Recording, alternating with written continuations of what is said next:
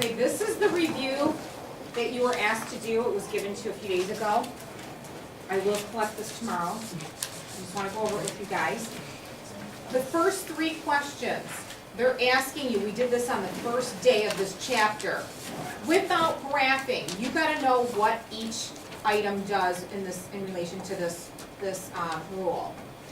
What's the number in front? Not the base, the number way in front. Sometimes you don't see it there, it's a 1.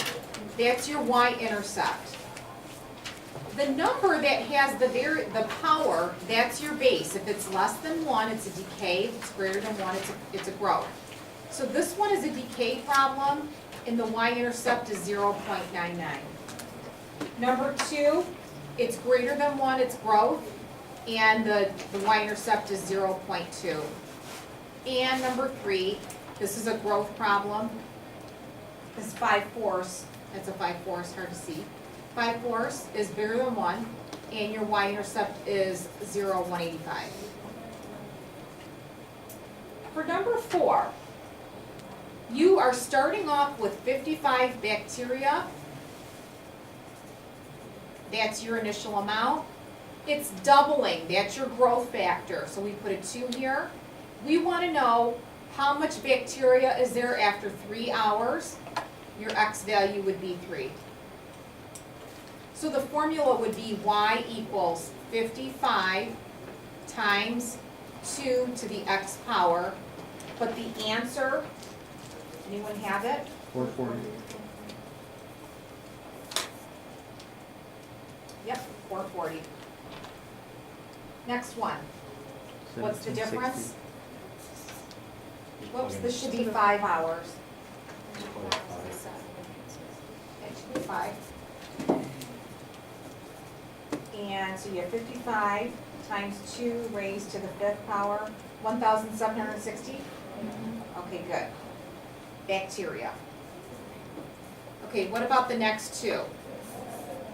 You have 33 E. coli bacteria, and they triple every 30 minutes. So every 30 minutes they triple. So after 4 hours, your x value is going to be 8. So it's going to be, your formula would be y equals 33. It's tripling, and then your x is going to be your exponent. But how many periods do you have in 4 hours if 30 minutes is a period? 8. That's why it's 8.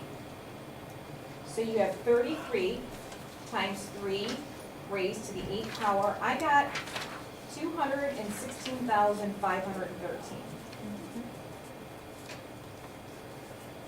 And what would be the x value for 6 hours? It'd be 12 periods. So 33 times 3 raised to the 12th power, and I get 175375553. So working backwards, it would be 17,537,553 bacteria. Number 6, the population of Indonesia was about 191 million in 90. And it's growing at a rate. It's growing means this is going to be 1 plus r. You got to convert the 1.9 to a decimal. So 1 plus 0.019. So this would be your formula. So 191256000 times 1.019 raised to the 20th power. How did I get 20 for my x value?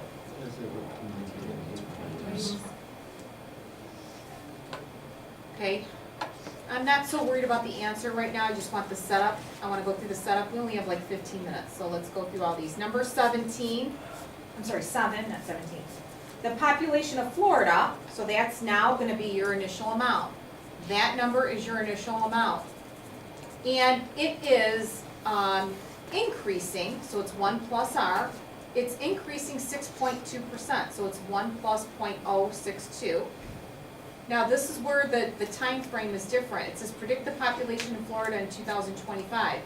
you're going from 2011 to 2025, it's 1.4 decades. Every 10 years.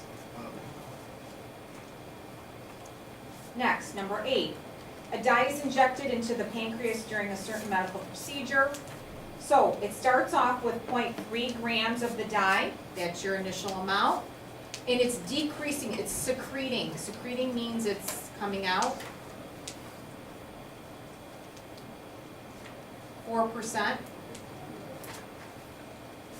So it's losing 4% of that dye each minute, so 1.04. 1 minus 0.04, and then raise it to the 30th power, because it's 30 minutes. Every minute it secretes 4%. So we could probably figure this one out. 0.3 times 1 minus 0.04 raised to the 30th. I get 0.088.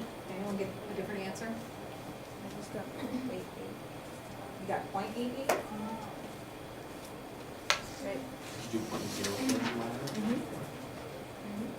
Did you do 0.3? No. Who got this answer? Okay, try it again. Try it again. Number 9. A car sells for, a car that you bought for $18,000 depreciates 25% each year. So 18,000 is your initial amount, 1 minus 0.25, in 4 years, what's the car worth? This is a good problem. Times 0.7, it's worth 75%. So fourth power, I got $5,695. Pretty sad when you buy a car. After 4 years, you buy a car for 18,000. You take good care of it. 4 years from now, it's only worth 5,600. Pretty sad. Okay, for 10. Now homes go up in value. Homes are a good buy. So a home that's $350,000, it goes up in value 2%. So this is going to be 1 plus 0.02, and they want to know in 10 years what it's worth. So 350,000 times 1.02 raised to the 10th power.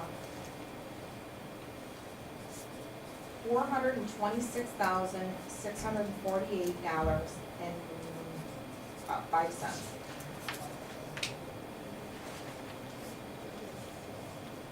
If you double the interest rate, what's going to change is instead of it being 2%, it's going to be 4%. So 350 times 1.04 now, raised to the 10th power.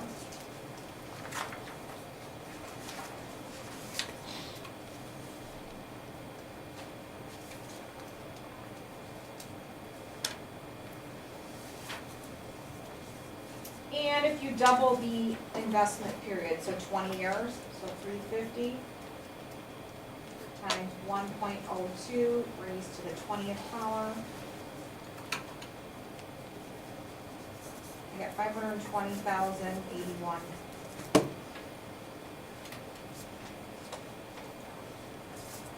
Okay, next one. You should be able to take your parent function, which would be, I'm going to write this out for you. What is the parent function? Y equals 3 to the x.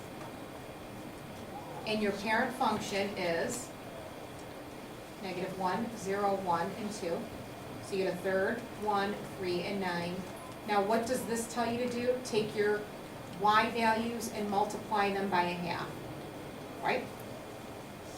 So take your y values and multiply them by a half. Keep your x's the same. So if you multiply this by a half, you get a sixth, a half, 3 halves, and multiply this by a half, 9 halves.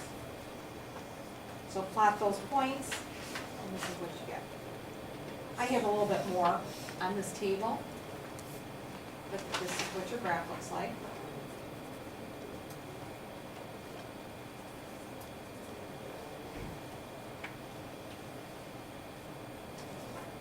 Now, how do you turn 0.3, this next graph, how do you turn this into a fraction? What's another name for 0.3? 3 over 10. So, if I took, I want to fill this table out. If I raise this to the -3 power, see if you could, just for fun here, how do you evaluate this without a calculator? You'd flip it and cube it. So it'd be 1,000 over 27. What would be 3/10 to the -2 power? You'd flip it and square it, so you'd have 100 over 9. And then 3 over 10 to the -1 would be 10/3. Anything to the 0 power is 1. If you had a 1 here, it'd be 3/10. If you had a 2 here, it'd be 9/100. And then you'd have 27 thousandths. And you can plot those points. 13, A, B, C, and D. How do you know if you have linear, quadratic, exponential? You look at a common difference. If you have a first set of common differences, it's linear. So A turned out to be linear because what you did was you subtracted these all by 11. C ended up being quadratic. It had a common second set of differences, which was 9. These other two, B and D, are exponential. Exponential means is if you take your y values, if you can multiply them or divide them by a certain number, they're exponential. So B and D were exponential growth. Actually, this one's going up, this is going to be growth. This one's going down, this is going to be decay. You should also be able to look at an equation and tell me, we did these. Do you guys remember doing these? Yeah. Okay, this is linear because it's to the first power. This is going to be quadratic because it's x squared. Exponentials, when you have your variables, your exponent, and another exponential. So the last two were exponential. 18, 29, and 20, sorry, they're in goofy order. It says, find the amount of each investment. You gotta know these formulas. It's 1,000, you're starting off with $1,000. It's 1 plus, the interest rate is 6% over the time. Semi-annually means twice a year, so N is 2. And it's N times 2, 2 times a year for 20 years. I'm just gonna go through the formulas. Number 29, you're starting off with 750, you're investing at 5.6%. Quarterly means 4 times a year, so 4 and then times 10. And then daily is 365, there's 365 days a year, so N is 365. 21 and 22, you use the formula because it's compounding continuously, it's PERT. P times E raised to the RT power. So 21 and 22, you're taking 5,000, investing it continuously, 6.9% for 30 years. So there's your formula. And for 22, you're taking 20,000 at 3.75, so it's 0.0375 for 2 years. 23, 24, and 25, make sure you can write equations in log form. So the log of 81 base 3 is 4. Log of 164 base 1/4 is positive 3. Log of 125 base 5 is negative 3. 26, you have to be able to go the other way. Rewrite it in exponential form. It'd be 14 to the second power is 196. 6 to the -4 power is 1 over 1,296. And 17 to the second power is 289. 29 through 31, you should be able to solve these. How are you going to solve them? You're going to write them in log form. So this would be the log of 1502 base 10 is x? Well, you don't need, you just type in your calculator log of 1502. And the answer is 3.18. It says round to the nearest hundred. Next one, convert this to log of 7.8 base 10. So log of 7.8, and that would be 0.89. And the last one, log of 0.835, and that would be negative 0.08. The next, you can either use a calculator or rewrite them.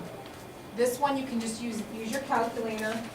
The log of 256 divided by the log of 4, using the change of base formula. Your answer for this is 4. The next one, if you convert this, 13 to what power is 1? Anything to the 0 power is 1, so it's 0. And the last one, 5 to the 4th power is 625.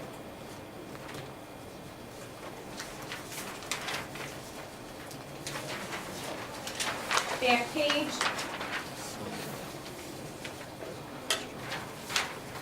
Use your calculator, you get -2. This one was a little harder. V to what power? V to the 7th power is 128. How would you solve this one? You'd take the 7th root of both sides. So in other words, what's 128 raised to the 1 divided by 7 power?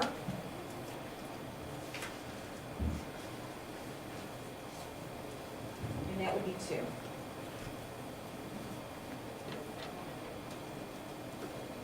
And 2 to the -6 power is V, and that would be 1/64. And the last three, we're slowly running out of time. How much time do we have? 3 minutes. 3 minutes. 3 minutes? Okay, perfect. For 30, how would you graph this?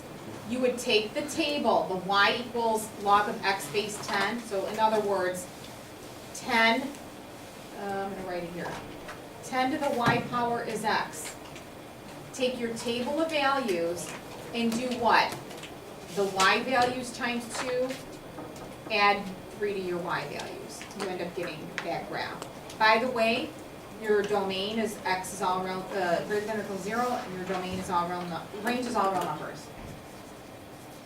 Number 39, this is a shift 3 units down.